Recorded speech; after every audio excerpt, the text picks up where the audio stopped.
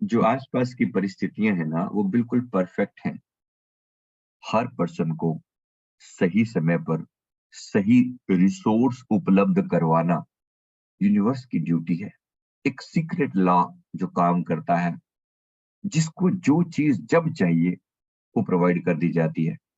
क्योंकि हम भी, जैसे परमात्मा के बारे में कहा जाता है शब्द कुन फई कुन। पता है आपको? ये सुना आपने? अभी गाना भी चला है, तो कुन फई कुन का मतलब परमात्मा ने कहा हो जा, और वो हो गया। कुन, हो जा, फई कुन, हो गया। इसका मतलब ये होता है, उसने कहा कि हो जा और वो हो गया। मतलब उसने जब ये ब्रह्मांड बनाया, तो उसने मन में भाव पैदा किया, मैं एक्सपेंड हो जाऊं, मैं फैल जाऊं। जो अभी तक केवल ओंकार या अनाहत नाद के रूप में मैं प्रेजेंट हूं, मैं फैल कर एनर्जी से मैटर में कन्वर्ट हो जाऊं, एनर्जी से मैटर बन जाऊं। E = mc² करके उसने अपने आप को फैलाना शुरू किया। तो जो बिल्कुल एक कंडेंस, जिसको वो बिग बैंग बोलते हैं, कि छोटा सा एक गोले की फॉर्म में था, वो बर्स्ट हुआ और वो फैल गया। राइट? तो बिग बैंग होकर वो एक्सपेंड हो गया, उसने कुन फई कुन कर दिया। ऐसे ही हमारे अंदर भी ये कुन फई कुन हमेशा हो रहा है। यानी हमारे अंदर भी क्रिएशन की एक घटना लगातार घट रही है। आप जो भी विचार मन में डालते हो, वो मैनिफेस्ट होना शुरू हो जाता है। इसी को लॉ ऑफ अट्रैक्शन बोलते हैं।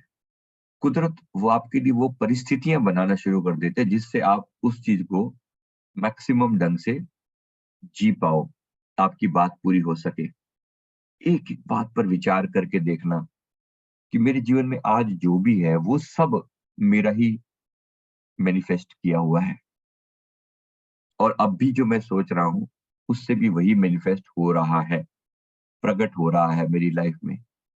ये बात समझ में आ रही है सभी को? एवरीवन क्लियर है ये वाली बात? राइट? मेरी जिंदगी में जो भी कुछ मैनिफेस्ट हो रहा है, वो मेरा ही क्रिएट किया हुआ है।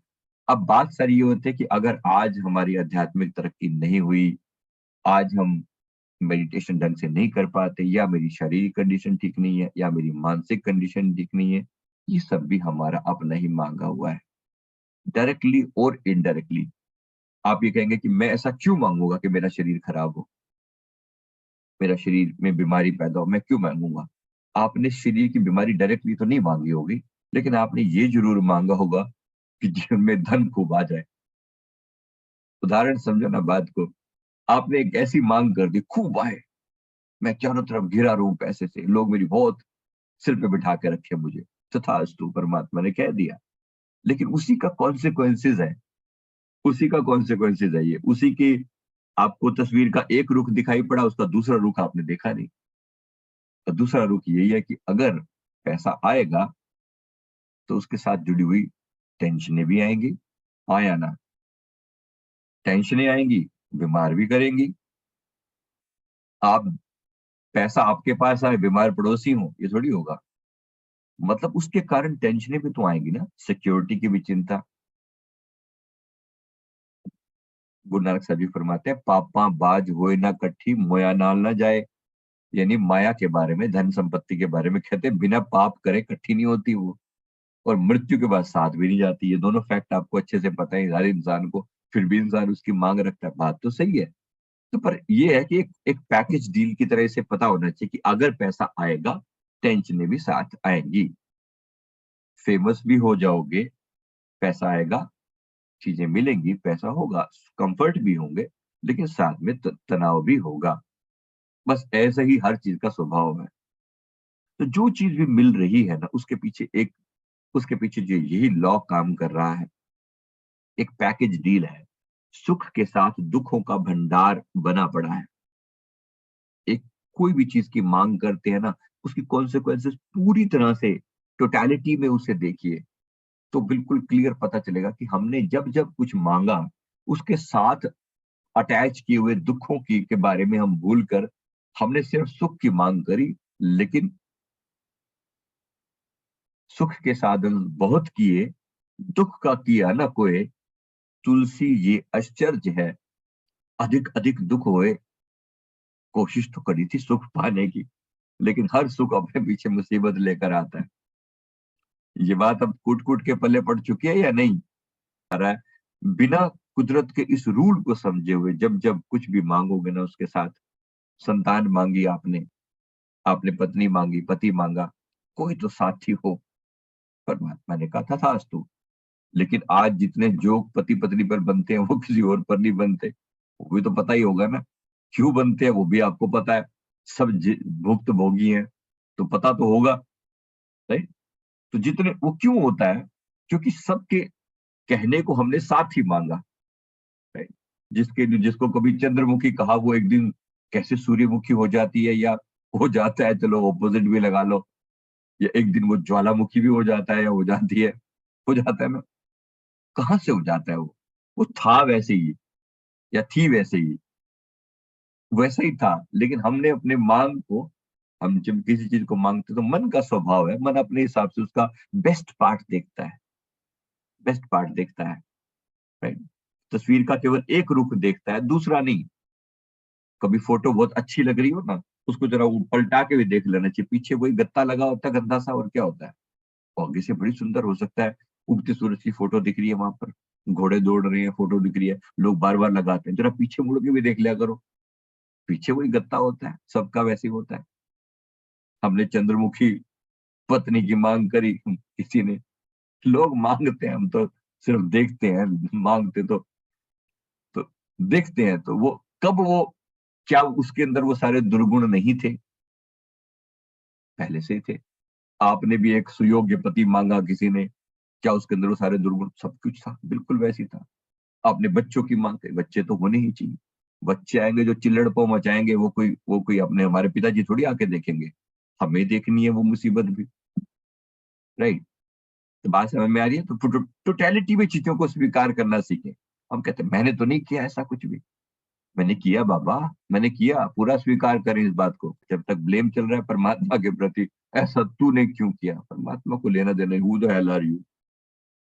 कौन हो भाई तुम? हो कौन तुम? परमात्मा के सामने अगर तुम पहुंचने लगो, हमें परमात्मा ने बात हमने छोटी सी कर दिया। ओशो कभी एक स्टोरी सुनाता है, एक बंदे ने परमात्मा से कंप्लेंट करी, तो सामने पहुंच गया। परमात्मा ने पूछा, भाई तुम कंप्लेंट तो करो, तुम्हारा लेवल क्या है, तुम हो कौन, अपने बारे में बताओ। तो उस व्यक्ति ने कहा कि धरती में फलानी फलानी जगह पर मैं एक बहुत फलाने फलाने एरिया में बहुत फेमस इंसान हूँ उस जगह का। तो परमात्मा ने कहा, अच्छा ये बताओ कौन सी धरती की बात कर रहे हो, कौन सी धरती, विच वन? तो उसने कहा जो सूर्य के चारों तरफ चक्कर लगाती है। अच्छा सूर्य कौन सा? सूर्य, सूर्य कौन सा, मतलब सौर मंडल के अंदर एक ही तो सूर्य है। अरे बाबा एक, इसे अरबों सूर्य पैदा होते हैं, विलीन हो जाते हैं, तू कौन से वाले सूर्य की बात कर रहा है? पहले इंडेक्स नंबर बोलो उसका, कौन सा? अब वो बताए, कहाँ से बताए वो इंडेक्स नंबर कौन सा, उसको क्या पता लगे? अच्छा वो चलो मान लो उसने बता भी दिया रू पिट के, जैसे भी तैसे करके। अच्छा गैलेक्सी कौन सी, विच गैलेक्सी? वो परमात्मा के सामने अरबों गैलेक्सी है, तू कौन सी गैलेक्सी की बात कर रहा है भाई? तू तू कह रहा है कि मैं बड़ा फेमस हूँ, भाई मेरा तो नाम है, अच्छा ठीक है नाम, तो तेरे को गैलेक्सी का नहीं पता तो कौन सी वहां से आया, उसमें तेरे अंदर उसका कौन सा सौर मंडल, एक गैलेक्सी के अंदर ऐसे अरबों खरबों, खे, खेल का अता पता ही नहीं है। अनंत अनंत हरि कथा अनंता, कितना कौन सा नंबर पे है तू? तो कौन सा, एक गैलेक्सी के अंदर ही काउंट नहीं होकर देता, इनफाइनाइट। जो एक डॉट है ना हमारी अर्थ की जो औकात है, आपको पता है? जैसे एक बड़ा विराट रेगिस्तान हो, पूरा सऊदी अरेबिया लगा लो, उसमें एक धूल का कण, एक, इतनी हमारी पृथ्वी है पूरी, उस इतनी सी पृथ्वी के अंदर हम कहाँ हैं? अभी 800 करोड़ लोग यहाँ पर प्रेजेंट है, उसमें से हम एक टुच्चू से छोटू से लोग हैं, छोटू से इंसान है, छोटी सी हमारी दुनिया, 2 4 5 10 लोगों की, 20 लोगों की, और क्या? और हमारा क्या इन्फ्लुएंस होगा? हम कहाँ, औकात क्या है हमारी? उस विराट परमात्मा को हम ऐसे ही मजाक बना देते हैं। तुम हमें अपने अपने आप को कभी देखने लगे ना, तो खेल खेल रहा है वो, देखो उसके सामने पता नहीं ग्रह उपग्रह ऐसे खेल रखे हैं, कैसे खेल कर रहा है वो बैठकर, उसके सामने हम क्या क्या सोच लेते हैं? हमने भगवान, लोगों राम खिलौना जाना, कबीर साहब फरमाते हैं, पर लोगों ने परमात्मा को खिलौना बना के रख दिया। कोई आए तो बेटा मांगे भेंट रुपया लीजिए जी, हे प्रभु ये काम करवा दे, बेटा मिल जाए, 1 रुपया भेंट करूंगा। उस समय 1 रुपया होता था, चलो आज 1 लाख कह दे मान लो, तो भी क्या, 1 लाख रुपए प्रभु आपको अर्पण कर दूंगा।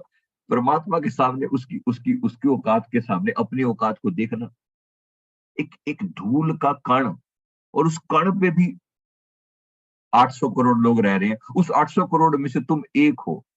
औकात क्या है? किसकी औकात, कौन सी? हम अपने आप को पता नहीं कौन सा 30 मार का समझते हैं बड़ा। बात को समझ लेना, अपनी शून्यता को पहचान लेना। धार्मिक इंसान का मतलब क्या है? ज्ञानी का मतलब क्या है? जिसने अपनी इस मूर्खता को जान लिया, जिसने अपनी क्षुद्रता को पहचान लिया, जिसने ये जान लिया कि मेरी इस लाइफ में कोई औकात नहीं है, अगर मैं ऐसे बात करूं तो। लेकिन ये बात दूसरी जगह ये भी है कि अगर मैं विलीन हो जाऊं तो मेरी औकात इतनी बड़ी है कि बस फिर मेरे जैसा परमात्मा ही है फिर। बड़ी कमाल की बात है, धूल का छोटा सा कण कह रहा है सो हम शिवो हम, वही हूं मैं। बात लगती नहीं है, समझ में नहीं आती। मन कभी कभी उसको दूसरे एंगल से देखता है तो फिर बड़ा झटका लगता है, ये कैसे कह दिया इसने, शिवो हम, कमाल है। लगता नहीं कभी ये सरप्राइज नहीं होता आप लोगों को? मैं भजन सुना करते थे, आकड़ आकड़ चल दी पुतली चमड़े दी। चमड़े की ये पुतली जो है, चमड़े का ये शरीर जो है ना, चलता है कितने अकड़ के चलता है। एक गाड़ी क्या ले ली, बंदे की औकात से बाहर हो जाता है अपनी। अरे तुम्हें पता है अभी नई फॉर्च्यूनर खरीदी है, अच्छा चलो खरीदी होगी, सो व्हाट, सो व्हाट, औकात क्या? तुम्हें क्या लगता है सब अपनी औकात बताने पे तुले हुए हैं। अहंकार, अहंकार एक झूठा, एक फॉल्स ईगो, जो कहीं ना कहीं अपने आप को परमात्मा साबित करने पर तुला होता है। जानता है कहीं ना कहीं उस विराट परमात्मा को क्या तुम जान पाओगे, समझ पाओगे? एक ही तरीका है अगर जानना हो ना, वो है उसका रूप हो जाना, अपनी इस झूठेपन को खो देना। बात समझ में आ जाएगी। उसके लिए कोई भी टेक्निक लगाओ, ज्ञान करो, ध्यान करो, ये करो, अपनी पहली क्षुद्रता को पहचान लेना। मन में जब ईगो उठने लगे ना तो ये सारी कहानी याद दिला देना। देख तेरी औकात क्या है, कहाँ पर है तू, कौन सा? तो कहता है कि तेरे को बड़े लोग जानते हैं, तो कहता है कि मैं इस चीज में तारीफ के लायक हूं। इसका मतलब समझ ले अपने आप को, मन के अहंकार को उसकी औकात दिखाने के लिए सारी कहानी जरूरी है। पर इसका मतलब ये नहीं कि सेल्फ रिस्पेक्ट जरूरी नहीं है, वो अपनी जगह पर दूसरा पार्ट है फीचर फिल्म का। राइट? ये सबसे इंपॉर्टेंट है कि मन को, अहंकार को विलीन करना, शून्यता में उतर जाना। इन बातों को जरा गहराई से मनन करना, सुनते सुनते ही समाधि घटित होनी शुरू हो जाए कि मैं हूं क्या, मैं हूं क्या। मैं प्यादा पा मुसाफिर, तू चराग राह मंजिल, मेरा काम भूल जाना, तेरी शान रहनुमाई। अगर अपनी औकात को ही समझ लेना तो बड़ी जल्दी समझ में आ जाए, है तो कण लेकिन उसमें समाया पूरा ब्रह्मांड है, अंड में ब्रह्मांड समाया है। बात छोटी भी है और छोटी नहीं भी है, दोनों एंगल हैं उसके, दो अलग अलग ढंग से चीजों को देख रहे हैं। तो एक तरफ से अपनी हस्ती को मिटाना है, विलीन करना है, और परमात्मा स्वरूप हो जाना है। मटके, मटका है मटका, भीतर आकाश भरा है, हवा है, आकाश है, लेकिन ऊपर एक ढक्कन लगा हुआ है। चारों तरफ भी आकाश है, भीतर भी आकाश है। मटका अगर अपनी औकात देखता रहे ना तो वो जो मटके की जो परत है, मिट्टी की जो परत उसमें चढ़ी हुई है, जो एक्चुअली जिसे मटका बना है, बस इस परत को फूटना है। अगर फूटे ना भी ना तो चलो, ऊपर जो ढक्कन लगा है ना, वो ढक्कन की वजह से ये कहता है कि मैं कुछ हूं, मैं कुछ हूं। ये ढक्कन हमारे अहंकार का ढक्कन है। अगर ये ढक्कन हटा दिया जाए, अगर ये ढक्कन हटा दिया जाए तो भीतर से जो निकल के आएगा, भीतर जो आकाश है, वो बाहर के आकाश में लीन हो जाएगा। बस इतनी सी बात है। तो भीतर के आकाश को बाहर के आकाश में लीन कर देने का नाम ही समाधि है। मैं हूं ही नहीं, मेरी एग्जिस्टेंस जो है वो समाप्त हो जाए, मेरा अहंकार का जो पर्दा पड़ा था वो विलीन हो जाए, मैं ना हूं जैसा हो जाऊं। मेरी मेरी बात समझ में आ रही है? ढक्कन को हटाते ही आंखों के आगे पर्दा सा खुल जाता है और विराट हो जाता है। जरा प्यार से, ध्यान से, समझ से खुद को उस समाधि की अवस्था पर लेकर जाना है। आइए, अगर परमात्मा को पहचानना और जानना बड़ा मुश्किल है, एक छोटी सी उदाहरण से बात समझना। एक चींटी है, वो ढेर सारी चीनी पड़ी हुई है, चीनी, नमक पड़ा हुआ है, नमक पड़ा हुआ है, बहुत सारा ढेर लगा पड़ा है नमक का। छोटी सी चींटी उसके ऊपर ऐसे घूम रही है। उसको जानना है, इतने विराट, मान लो पूरे कमरे में चीनी भरी पड़ी है, शुगर। एक छोटी सी चींटी उसको जानना चाहती है, इस पूरे पहाड़ को, कितना बड़ा है, कितना विराट है, क्या है, इसके कंटेंट क्या है। तो क्या करना पड़ेगा उसको कि सारे पहाड़ का चक्कर लगा के आए? कितना टाइम लग जाएगा उसको? करना क्या है, उसे जानना है, उसकी क्वालिटी जाननी है। तो मैंने पहले ही कहा, हमारे और परमात्मा में क्वांटिटी क्वांटिटी में डिफरेंस है, क्वालिटी में डिफरेंस नहीं है। तो चींटी को क्या करना है? चींटी को पूरे पहाड़ को जानने की बजाय वो जहां है वहीं पर थोड़ी सी चोंच गड़ा के चेक कर ले, है क्या यहाँ, टेस्ट आ जाएगा, मीठा है, नमकीन है, खारा है, कुछ भी है, पता चल जाएगा ना उसको। इतने बड़े पहाड़ को जानना हो, शुरुआत तो अपने आप, अपने ही नीचे जो जमीन है उसी से करनी पड़ेगी, जहां वो खड़ी है वहीं से करनी पड़ेगी ना। एक चोंच मात्र उसको अपनी मुंह से बस इतना ही करना है कि जहां वो है उसका टेस्ट ले ले, वो है क्या। सारे पहाड़ की समझ में आ जाएगी कि किस चीज का पहाड़ है। क्वांटिटी वाइज तो उसको ढूंढने में बड़ा टाइम लग जाएगा, सालों लग जाएगा, जीवन लग जाएगा, खप जाएगी। लेकिन क्वालिटी वाइज ये पता चल जाएगा कि किस चीज का बना है, क्या है, कंटेंट क्या है इसके। तो हमें भी सेम ऐसा ही करना है। परमात्मा को, इतने विराट परमात्मा को जानने के लिए अपने भीतर जहां हम हैं, जिस भी स्थिति में, अपने भीतर खुद को जानना है। और जैसे हम अपनी यात्रा करते हैं, ऐसे पता चलता है कि सारे सब पता चल गया मुझे। जिसने एक ये जानिया, तो जानो सब जान।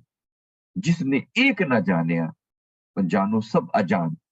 सब चीजों के ऊपर फिर क्रॉस लग जाएगा, सब चीजों से अनजान रह जाएंगे अगर खुद को नहीं जाना तो शुरुआत अपने आप से करनी है।